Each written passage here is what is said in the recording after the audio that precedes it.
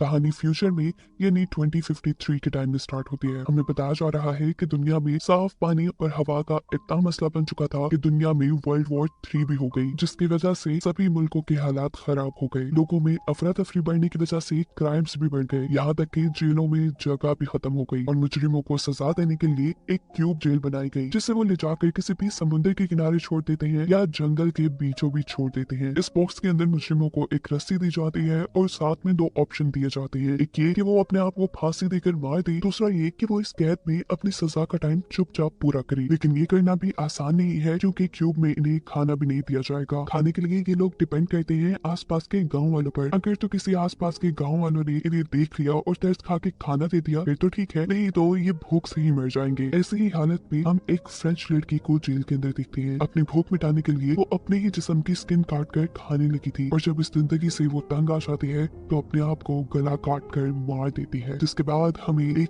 केली नाम की लड़की को दिखाया जाता है जो अभी इस क्यूब जेल के अंदर बेहोश थी। उसके इस जेल को समुद्र के किनारे रखा गया था, जहाँ करीब ही 2 बच्चे खेल रहे थे, जिनकी बॉल जब इस क्यूब से आकर टकराती है तो उस वक्त केली होश में आई। उसने अपने आप को बंधा पाया।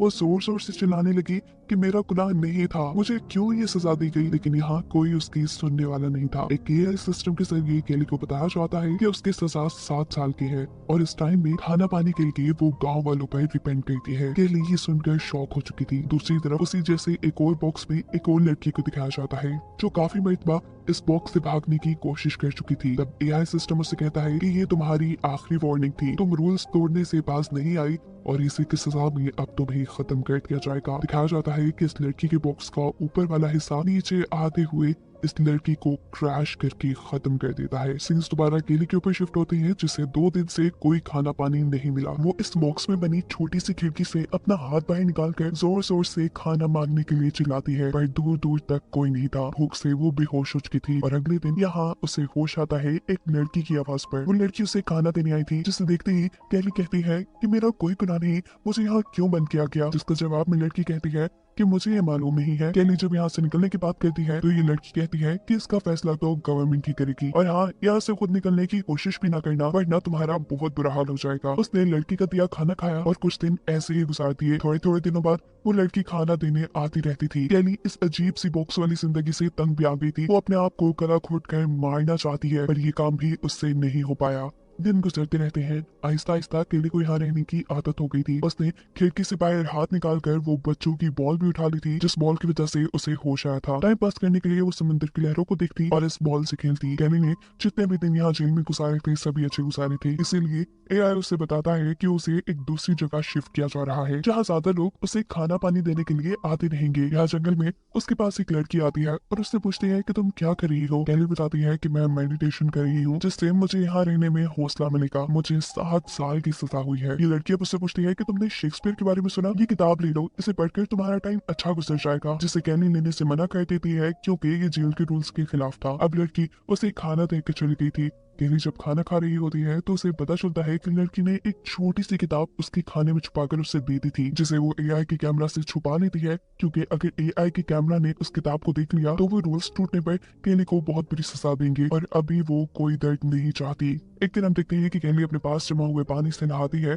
जिसके बाद वो उस पानी को खिड़की से बाहर फेंक देती है। यह उसके पीने का पानी था, जिससे वो वेस्ट कर चुकी थी और ऐसे वो एक रूल तोड़ चुकी थी, जिसकी सजा में उसे वापस उसी आइलैंड पे भेज दिया जाता है जहाँ कम लोग आया करते थे। अब वो लड़की जिसने पहली बार केली को यहाँ पे खाना दिया था, वो उससे पूछती है कि तुमने ऐसा क्या बुरा किया कि उन्होंने तुम्हें वापस यहाँ भेज दिया। केली उसकी बात का कोई जवाब नहीं देती, उल्टा उसी से सवाल करती है कि तुम लोग फैसला कैसे करते हो कि किस कैदी को खाना देना है और किसको नहीं। ये लड़की बताती है कि इस चीज का डिसीजन हमारे मॉन्क लेते हैं। मेरी कोशिश यही होती है कि मैं ज्यादा से ज्यादा लोगों को खाना दे सकूं, लेकिन इस समुद्र के इर्द गिर्द मौसम बहुत ज्यादा खराब रहता है, हर रोज यहाँ आना पॉसिबल नहीं होता और ऐसे बहुत से कैदी भूख से मारे जाते हैं। इस लड़की के यहाँ से जाने के बाद केली के पास 2 चीजें थी टाइम पास करने के लिए, एक वो बॉल और दूसरी किताब, जिस किताब को पढ़ने के लिए उसे बहुत जतन करने पड़ते थे कि कहीं एआई कैमरा उसे देख न ले और उसे कोई सजा न दे दे। कुछ दिन गुजरते हैं और केली को महसूस होता है कि उसे दोबारा किसी और जगह ले जाया जा रहा है। या पहले तो काफी दिन तक उसके पास कोई नहीं आता, भूख से उसका उसका बुरा हाल हो जाता है और फिर एक आदमी उसके सामने ही आकर सेब खाना शुरू कर देता है। ये देख केली तड़प चुकी थी, वो उससे भीख मांग रही थी, जिस पर वो आदमी कहता है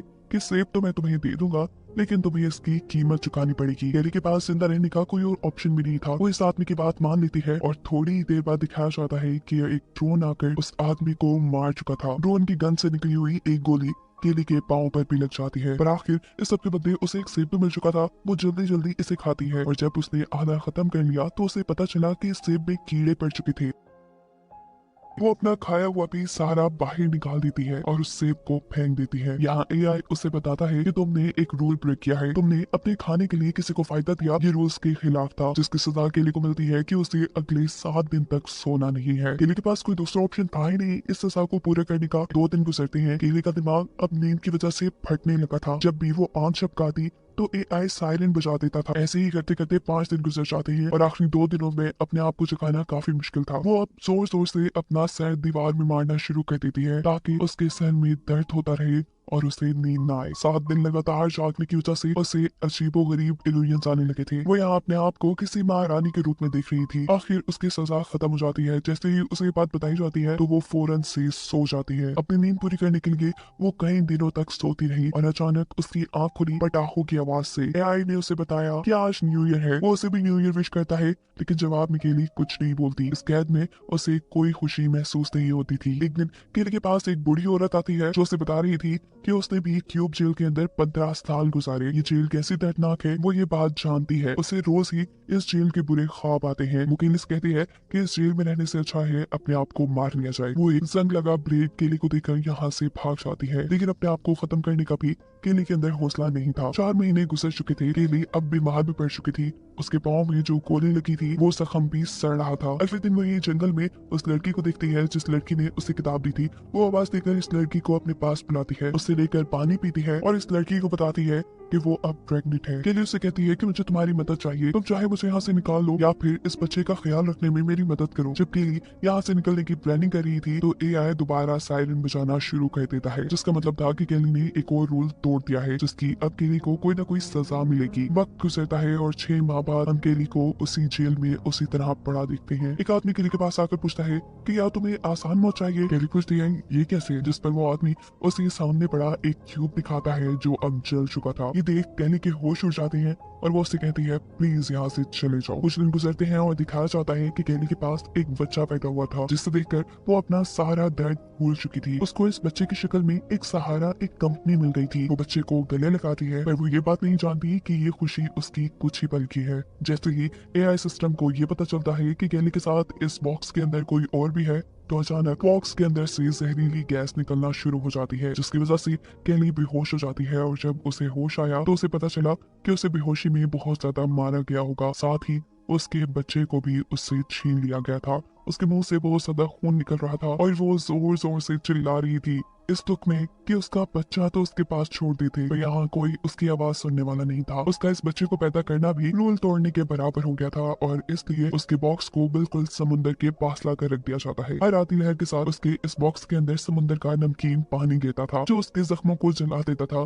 केली इससे बहुत परेशान थी। थोड़े ही दिन गुजरते हैं और समुद्र में तूफान आ जाता है। इस बॉक्स के अंदर तेजी से पानी भरने लगा था और इसीलिए इस बॉक्स का एआई सिस्टम खराब हो चुका था। ये बात जैसे ही गवर्नमेंट को पता चलती है तो गवर्नमेंट की तरफ से केली के क्यूब को ढूंढकर उसको तबाह करने का ऑर्डर दे दिया जाता है। हम देखते हैं कि जैसे ही एआई ड्रोन्स को केली का क्यूब मिलता है तो वो उसे शूट नहीं करते बल्कि यहाँ से उठाकर कहीं ले जाने लगते हैं, पर रास्ते में आसमानी बिजली इस ड्रोन पे गिर चुकी थी, जिसकी वजह से ड्रोन में आग लग जाती है और केली का क्यूब भी टूटकर खुल जाता है। और इस सब के 2 दिन बाद हमें दिखाया जाता है कि केली का क्यूब टूटा हुआ एक तरफ पड़ा था और वो आजाद उसमें से बाहर थी। फाइनली उसकी दर्द और तकलीफों वाला ये पीरियड खत्म हो चुका था। वो अब आजाद थी और इसी के साथ ये कहानी यहाँ खत्म हो जाती है।